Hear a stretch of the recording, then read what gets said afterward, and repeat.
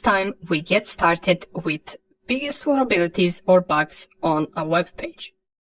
Now, by biggest, I don't mean most dangerous, however, these ones are still not something that you want to have on your web page. We will be starting in this section with cross-site scripting vulnerability, or also known as XSS. Now, you might have noticed that in the upper right corner, we have this JavaScript icon. This can give us a hint as to what this vulnerability is. So, let's explain it. First of all, XSS is very similar to HTML injection. Those two are executed almost the same way, and since we already covered the HTML injection, this will be a lot easier for you to understand and perform. XSS is based on injecting JavaScript code in the web. HTML injection, we're looking for a vulnerable user input field that reflects our output somewhere on the page. Once we find it, we try to inject simple JavaScript code to see how the page would react and whether it would execute it. One thing to keep in mind is that XSS is not a vulnerability that targets server. It is a vulnerability that targets clients that use that server. If we are able to inject our malicious JavaScript code in the web page, then that JavaScript code will also run once a different client visits that web page. Now, whether the client visits the web page directly or through a link makes a difference depending on what type of XSS vulnerability it is. And we will discuss different types in just a second, right after we discuss the process of why our JavaScript code executes on a vulnerable web page. So imagine we have this code as an example. It's the same code that we showed inside of our HTML injection. Just this time, instead of injecting HTML, we want to try to inject JavaScript. And the most simple thing we can run with JavaScript would be the alert function. Of course, once embedding JavaScript inside the HTML code, we must add the open script tags where our JavaScript code starts and close script tags where our JavaScript code ends. This is how the browser will know that it's JavaScript, so it doesn't try to render it as an HTML code.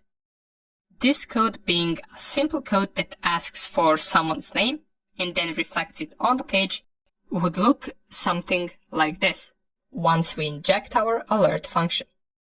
And if the website doesn't filter the input, it will process this as JavaScript code and we will get a small pop-up window which is tied to this alert function. That's when we would know that there is an XSS vulnerability. The web page can also have filters that are not properly set. Usually a page can have a filter that says everything between the HTML tags where the user input gets reflected, process it as a regular string or regular text. To bypass only that filter, we could then do something like this. We can first close tags for that line and then run our JavaScript code.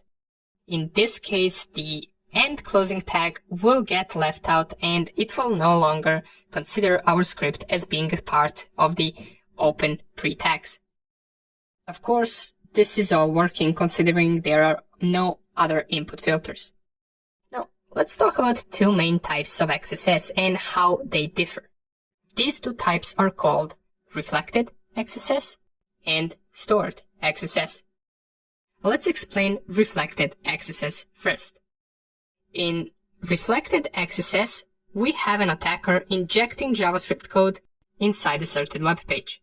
The web page processes that input as JavaScript and runs it, letting the attacker know that it's vulnerable to XSS. Then the attacker sends the link to that web page with the JavaScript code set as an input to the vulnerable parameter. Once the target opens the link, it will also run the JavaScript code on the vulnerable website. The XSS where the JavaScript code we inject doesn't get stored and saved on the server is called reflected XSS. On the other hand, stored XSS is the exact same attack, just this time our JavaScript code gets saved and stored on the server and on the web page. This can be perhaps a web page that offers comment section. If we inject JavaScript code in the comment section, it will run everything. And that's the main difference between these two.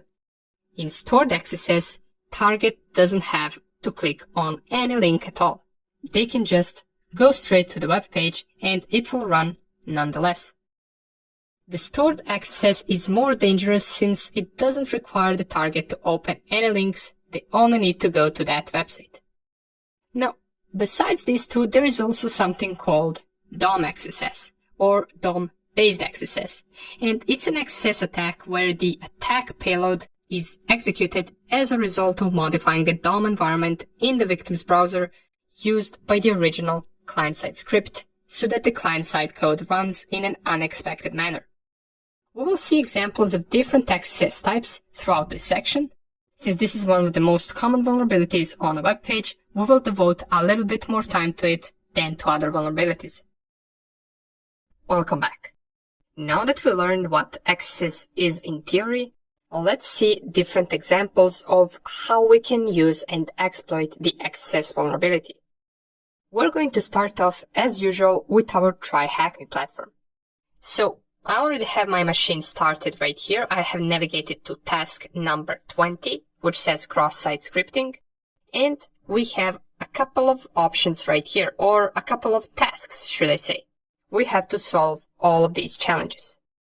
And I also advise you, before you do that you can read through this theory part right here and maybe learn a thing or two more about XSS. Nonetheless, once you do that, copy the IP address of your virtual machine and paste it in your browser. Okay, so we got a simple login form, a register form, and it has some options right here where we can go to reflected XSS or stored XSS. Let's see what our first task is. The first task is to deploy the VM. We already did that. The second task is navigate to our IP address in your browser and click on Reflected XSS tab on the navigation bar. Craft a reflected XSS payload that will cause a pop-up saying hello. Okay, this sounds like a simple task. So let's go right here and let's navigate to the reflected XSS.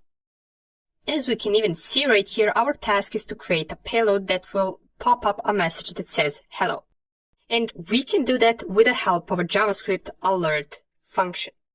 The same one that we covered inside of our theory video. So all we have to do is, let's first see what will happen if we type just test. So it will reflect it right here on the page. It will say you searched for test. Now if we type our JavaScript code, and the function that we use is once again alert in order to specify the alert message. In our case, the message will be hello because that is our task. And we close the script tags, we click on search, and here we have an XSS. It ran our JavaScript code and opened this window that says hello. Okay, let's click on OK, and we get our flag right here. So this is the flag to our challenge. Let's copy it. Let's go back, specify it right here, and submit it. Okay, awesome. Let's close this and let's see what our second challenge is. So on the same reflective page, craft a reflected XSS payload that will cause a pop-up with your machine's IP address. Okay, so we pretty much use this same default XSS. Now we need to run a different JavaScript code in order to pop up an IP address of the virtual machine. We can do that by typing this script right here. And let me just zoom this in, just so you can see it a little bit better. We run script, and then inside the script tags we type alert, and in between the brackets we specify window.location.hostname. And of course, at the end, we close the script tags. So this is how our script would look like in order to pop up the IP address of the virtual machine. Let's click on search. And here it is. We get it right here. Click on OK, and we will get our flag, which we specify as a result for our challenge. Let's go right here, paste it, submit it, and that one is correct as well. The second thing, or pardon me, the third task that we have is navigate to the same IP address in your browser and click on stored XSS. And we also need to make an account. So let's do that real quick. Let's close this, navigate to stored XSS. Remember, the reflected XSS only reflected our JavaScript code on the page, it didn't store it on the server. With the stored XSS, we're going to see an example of our JavaScript code being stored on the server. But before we do that, let's register as a user. We type test, and as password we can use test1234. Let's register. And we are currently signed in as test user. Now we could have maybe used an XSS on this part right here as a username because it does get reflected on this page. That is something that you can try after we finish this video. For now, we want to navigate to stored XSS, and it appears that we have a simple comments application. If we type hello right here, post a comment, here is our username, and we said hello in the chat or in the comments. Now let's see what our first task is. We want to add a comment and see if we can insert some of our own HTML. So we're already comfortable with HTML and HTML injection, so this is already something that we know. We can try to type open header tags, test, and close header tags. And here it is. We also have the HTML injection, and the answer for this question is this HTML T4GS. Let's specify it as the answer right here. And let's move on to the last two challenges in this video. So on the same page, create an alert pop-up box appear on the page with your document cookies. Well, we already know that we're going to use the same alert function. So let's open our script tags. And in between the alert brackets, we want to specify document.cookies in order to alert us with our cookie values. We of course need to close the script tags, and once we submit this comment, we get our cookies right here. And this is also stored XSS. We will get our result or our flag right here, which for some reason I can't seem to copy. Let's try it like this, paste it, and it works. Now, if I refresh this page, you will notice that due to this being a stored XSS, this will pop up every time I refresh the page. And not only every time I refresh the page, but every time someone else visits this exact same page, they will get a pop-up with their cookie value. It's a stored XSS. A stored XSS gets stored on the server, and this value right here of our HTML injection and our value of our JavaScript injection or XSS vulnerability is also getting stored on the server and loaded every time someone opens this page. And that is the difference between the reflected XSS and stored XSS. This one we can say it's a little bit more dangerous because it's getting stored on the server.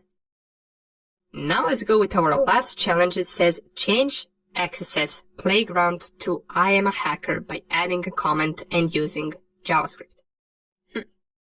We have the XSS playground right here, and we want to change this into I am a hacker. This can be a little bit tricky. We want to find the ID of XSS playground, and we want to change it to I am a hacker. We can find the ID by going to inspect element. Then we want to navigate to this part right here, and it's in the navigation bar. Lower that, open our div tags, open our A tags for the XSS playground. Right here we should be able to find the ID of the XSS playground, and it's right here in this line. The ID equals THM-title.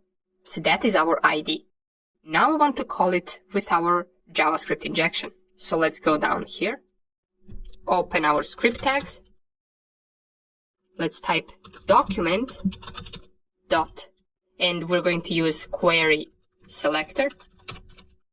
And in between the brackets, we specify the ID of our XSS playground, since that is what we want to change. We need to specify it in between the single quotes, then we add a hash, and then the ID name, which is thm-title. So we change it like this, then we add dot, and then text content equals, and now we specify what we want to change it to. For our challenge, we must change it to I am a hacker. And at the end, we close the script tags. So this is our payload. If we specified everything correctly, it should change this tag. Let's click on comment. We get loaded with these values. And for some reason, oh, never mind, it worked. We managed to change it, and now it says right here, I'm a hacker, and we successfully completed the challenge. If we take a closer look at this page, we also get this right here, which is our flag. This is a flag that means that we successfully completed this challenge. Let's specify it right here, and let's submit it. Okay, awesome. I do admit this last task was a little bit harder, but we managed to get through it. We used the query selector, and then we selected the ID of the thing that we want to change, and we used the text content in order to write the I am a hacker sentence. Awesome. Nonetheless, we finished with try hack my example of XSS, and we're going to move to XSS examples inside of our BVA virtual machine. See you in the next lecture.